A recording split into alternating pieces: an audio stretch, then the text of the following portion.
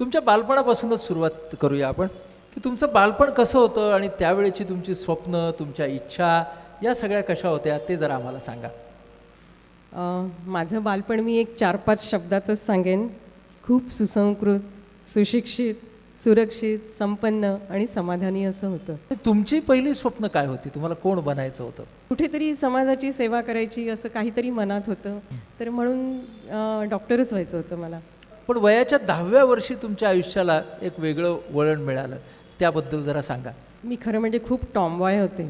मला जुळा भाऊ आहे, त्यामुळे मी कायम त्याच्याबरोबर पतंग उडव, गोट्या खेळ, विटीदांडू खेळ असेच खेळ खेळायचे. आणि हॅपी गो लकी असं माझे वडील माझं वर्णन करतात.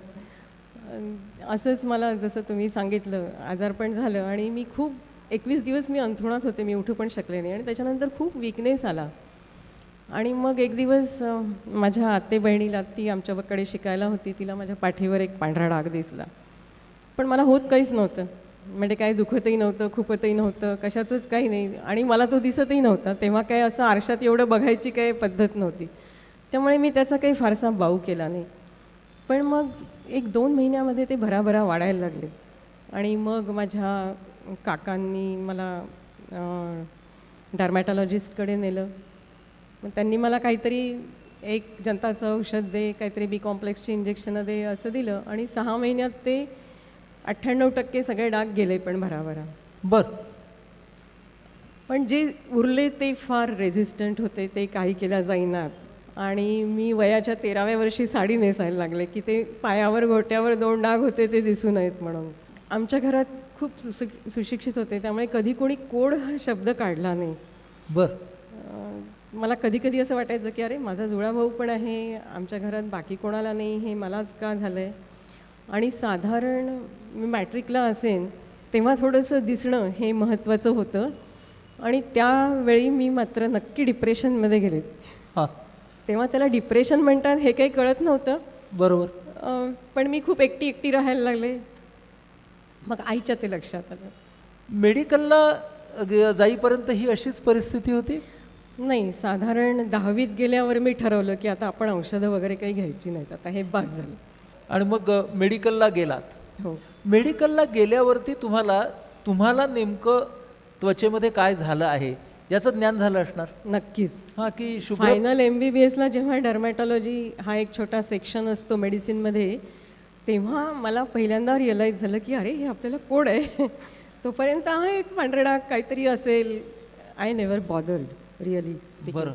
मग ते कळल्यावर जेव्हा माझी इंटर्नशिप सुरू झाली आणि डर्मॅटॉलॉजीचं पोस्टिंग होतं, तेव्हा मी मग वेगवेगळे काय ऑप्शन्स आहेत असं बघायला सुरुवात केलं. मग त्याच्यातला एक ऑप्शन होता की प्लास्टिक सर्जरी.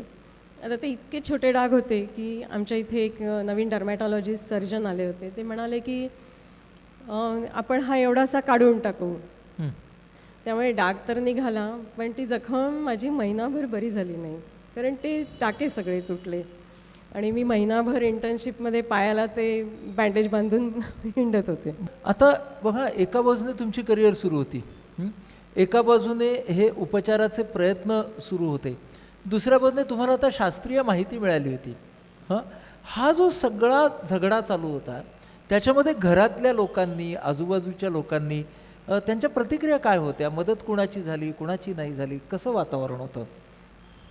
खरं म्हणजे मला कुटुंबातून फारच मोठा आधार होता. फक्त मला आठवतं आमच्या सोसायटीतल्या एक बाई होत्या आणि त्या मुख्याध्यापिका होत्या. त्यांनी एकदा मी त्यांच्याकडे हळदी कुंकवाला गेले तेव्हा स्कर्ट घालून गेले आणि मग ते घोट्यावरचा छोटा डाग दिसला. मग त्यांनी मला असं कुचकटासारखं विचारलं, काय गं, भाजलं भिजलं होतं का? तर मी नाही म्हटलं, कारण मला ते कशासाठी विचारलं हे समजत नव्हतं. पण माझी आई बरोबर होती आणि ती कधीही खोटं बोलायची नाही, इतकी सज्जन. पण ती म्हणाली हो हो तिला भाजलं होतं. आणि मग मी तिला म्हटलं, आई तू असं का म्हणालीस? ती तेव्हा काही बोलली नाही, but she was trying to protect me. त्या वेळेला म्हणजे त्या नंतरच्या काळातला तुमच्या आयुष्यातला एक टर्निंग पॉईंट असा कुठे आला? टर्निंग पॉईंट मला वाटतं इमर्जन्सी हा आला. मला MS ला ॲडमिशन मिळाली होती, पण माझे जे प्रोफेसर होते आणि गाईड होते त्यांची इमर्जन्सीच्या काळात कुठेतरी असं खूप खेड्यात ट्रान्सफर झाली. आणि ते फार मोठे सर्जन होते, तर त्यांनी सरळ रिझाईन केलं, ते गेले नाहीत. त्यामुळे आम्ही त्यांचे सगळे स्टुडंट डिस्क्वालिफाय झालो. डिस्क्वालिफाय झाला. हां, म्हणजे मी MS ला आता डिसेंबरला परीक्षा देणार आणि जून-जुलैमध्ये आम्हाला कळलं की तुमची जी रजिस्ट्रेशन्स होती ती MCIने कॅन्सल केली. बरं. मग आमच्या बॅचमध्ये असं सगळ्यांचंच झालं. तर आम्ही 60 जणांपैकी जवळजवळ 25 जण नागपूर सोडून बाहेर पडलो. बरं. आणि मला ॲनाटॉमीत गोल्ड मेडल होतं, फायनल MBBSला चांगले मार्क होते, म्हणून मला पुण्याला MSला ॲडमिशन मिळाली. बरं. आणि म्हणून मी पुण्याला आले. म्हणून तुम्ही पुण्याला आलात. नंतर मग हा जो शुभ्र त्वचा ही जी अवस्था आहे ही नेमकी काय आहे? म्हणजे आज तुम्ही डॉक्टर म्हणून आणि या क्षेत्रातले एक कार्यकर्त्या म्हणून तुम्ही आम्हाला सर्वांना जरा ते समजावून सांगा.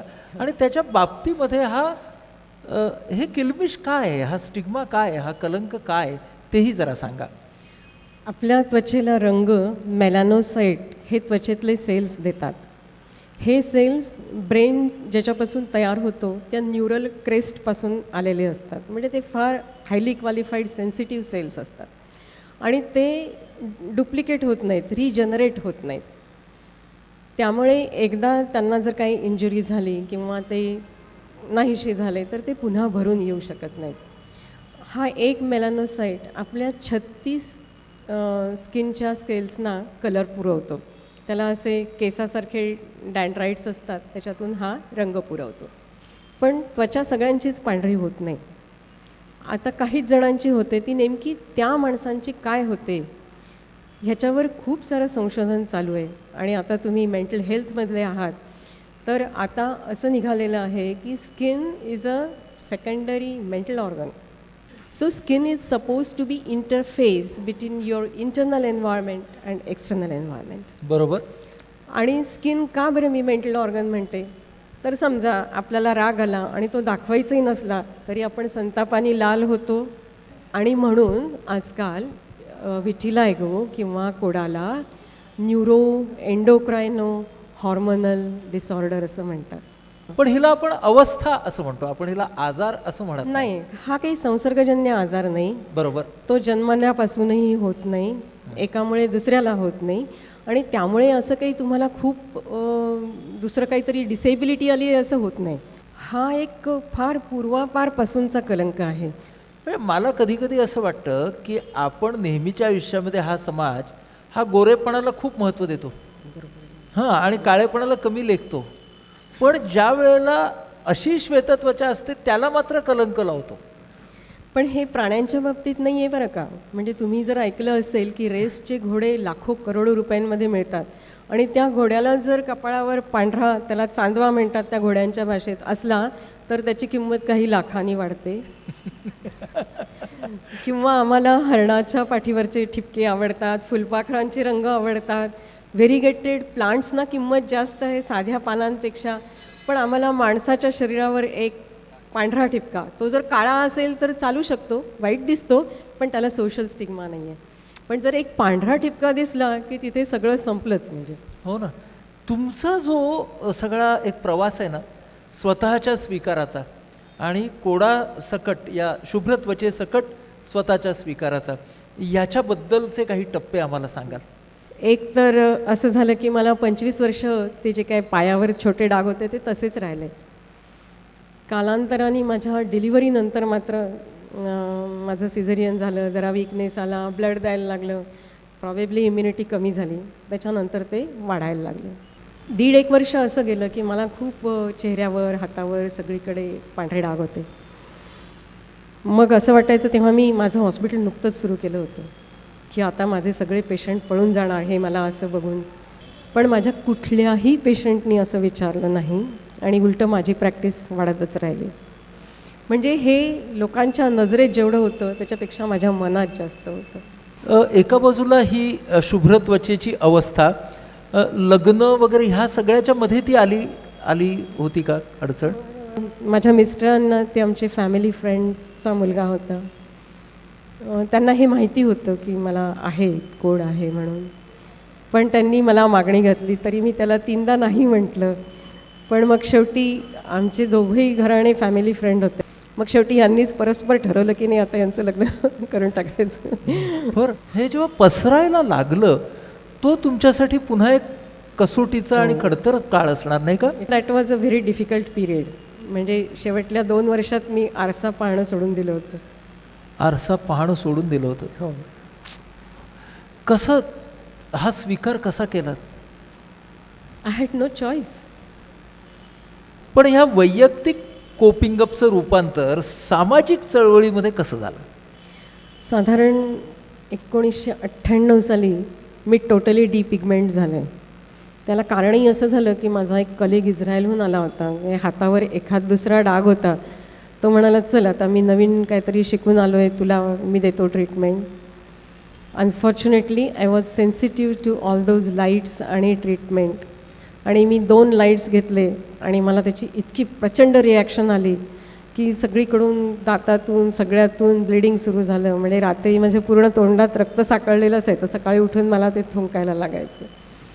आणि असं बघता बघता एखाद्या चित्रातला रंग निघून जावा तसा माझा रंग निघून गेला. म्हणजे मी जी अगदी पूर्ण सावळी होते, within 6 month I got totally डिपिगमेंट.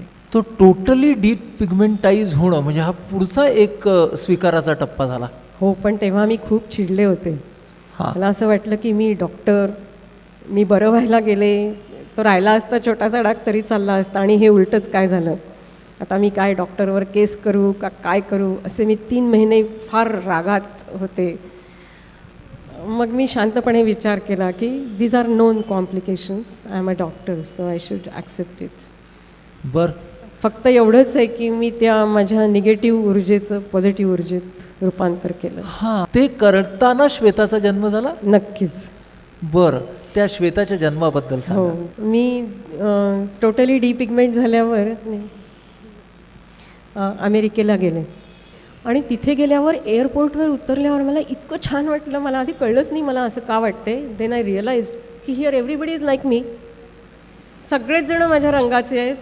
मी का बरं एवढं इंडियामध्ये टोमणे ऐकत होते, मी त्यांच्यात मिसळून गेले. अरे हे तर माझ्यासारखंच, हे जग सगळं माझ्यासारखं आहे. आणि तिथे मी जवळजवळ 2.5 महिने राहिले आणि मग तिथे खूप विचार केला. जगाच्या एका कॉन्टिनेंटमध्ये त्याला एवढा सोशल स्टिग्मा आणि एवढं ट्रीटमेंट आणि लोक हजारो पैसे खर्च करतात. तिकडे दुसरीकडे चॉईस आहे, तुम्हाला ह्यानी एक कलर बदलण्यापलीकडे काय नाही, घ्यायचं असेल तर घ्या, नाही तर ट्रीटमेंट घेऊ नका. येस. मग मी भारतात परत आल्यावर 3 महिने मला रात्रभर झोप नाही की आता आपण हे काहीतरी करायला पाहिजे. बरं. मग मी घरच्या मंडळींना सांगितलं. मग आमच्या सासरची काही मंडळी म्हणाली की पण हे तुला जगजाहीर करायची काय गरज आहे आता. पण माझं मुख्य हे माहेरची माझी जी मंडळी होती, they were my think tanks. मग मी वडिलांना काकांना फोन केला की मी काय करू. ते फार शहाणी मंडळी होती. त्यांनी सांगितलं की आम्ही तुला 4 दिवस विचार करतो आणि फोन करून सांगतो. 4 दिवसांनी त्यांनी मला फोन केला. तोपर्यंत भारतात कोणाचा एकही स्वमदत गट नव्हता. पण जाहीररित्या हे पाऊल उचलायला काहीतरी एक डेअरिंग लागतं. ते म्हणाले तुझ्यात हे डेअरिंग आहे, we are sure of it, तू हे काढ.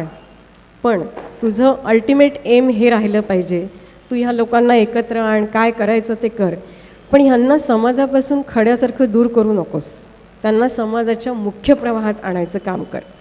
आणि आजही मी हेच डोळ्यासमोर ठेवून काम करते. बरं, काय कशी सुरुवात झाली त्याबद्दल सांगा. माझ्या साधारण एक 10-1 वर्षाच्या प्रायव्हेट प्रॅक्टिसमध्ये माझ्याकडे कुठल्याही कारणाने पेशंट आले. जसं मी LICच्या पॅनेलवर, अनेक ठिकाणी पॅनेलवर आहे, तर ते कोणीही आलं तरी मी त्याला जर कोड असेल तर त्यांचं नाव, पत्ता, फोन नंबर असं वेगळं लिहून ठेवायचे. आणि त्या लोकांनाही कदाचित माझ्याबद्दल आत्मीयता वाटत असेल. कित्येक लोकांचं मी असंच काउन्सिलिंग केलं आहे. म्हणजे एक BCom झालेली बाई होती आणि तिला डिलिव्हरीनंतर असंच विटिलायगो सुरू झालं. तिचा नवरा वकील होता आणि तो फार खमक्या होता. त्यांनी तिला भयंकर छळायला सुरुवात केली, सासूनी आणि त्यांनी.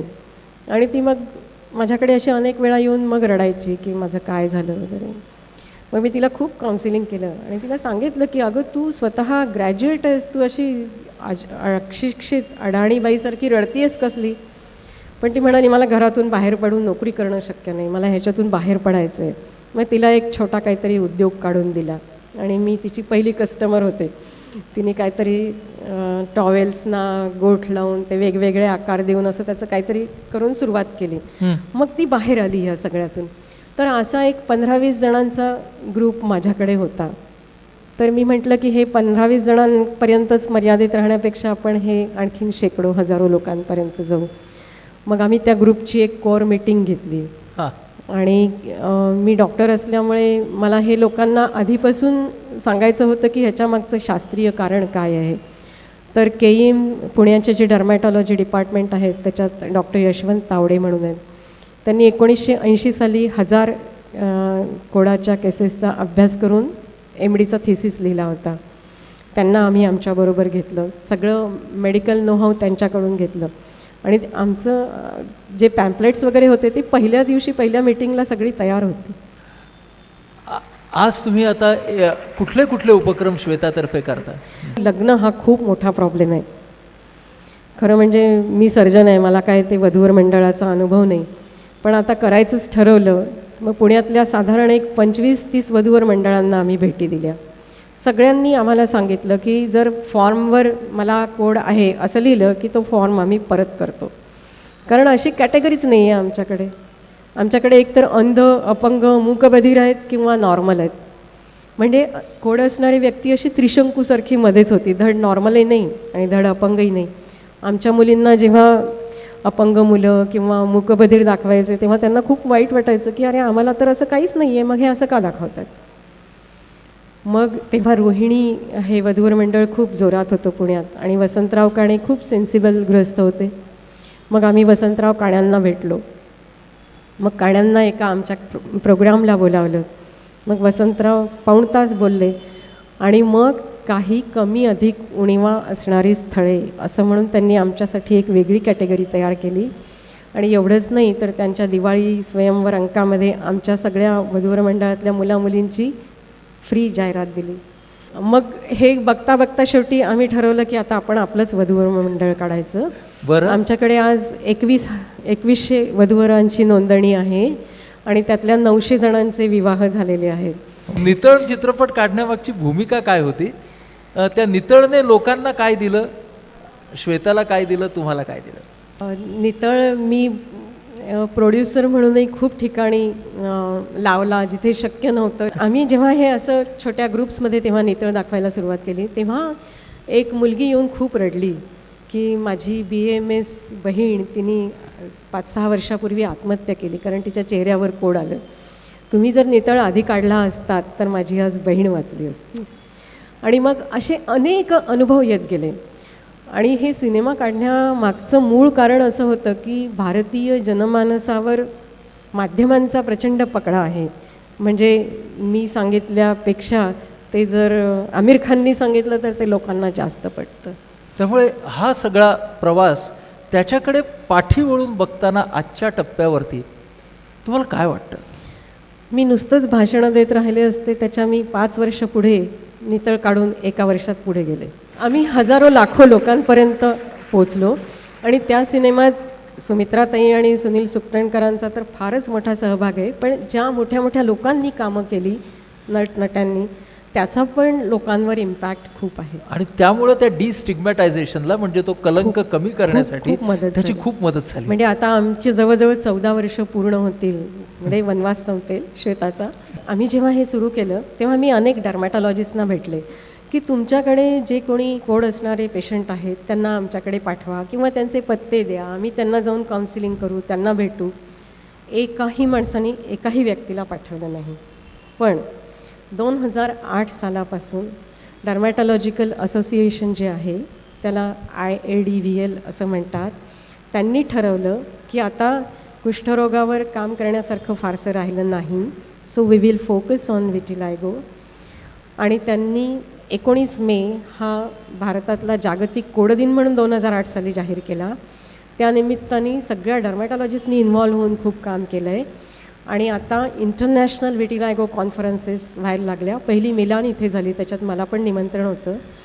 आणि आता भारतभर अशा दरवर्षी होत आहेत. पण आता निदान ह्या डर्मेटॉलॉजिस्टनी ह्याच्यामध्ये पुढाकार घेतला पुढाकार आणि घेतला. ती गोष्ट खूप महत्त्वाची खूप ठरेल महत्वाची पुढे. खूप महत्वाची. अतिशय महत्त्वाची.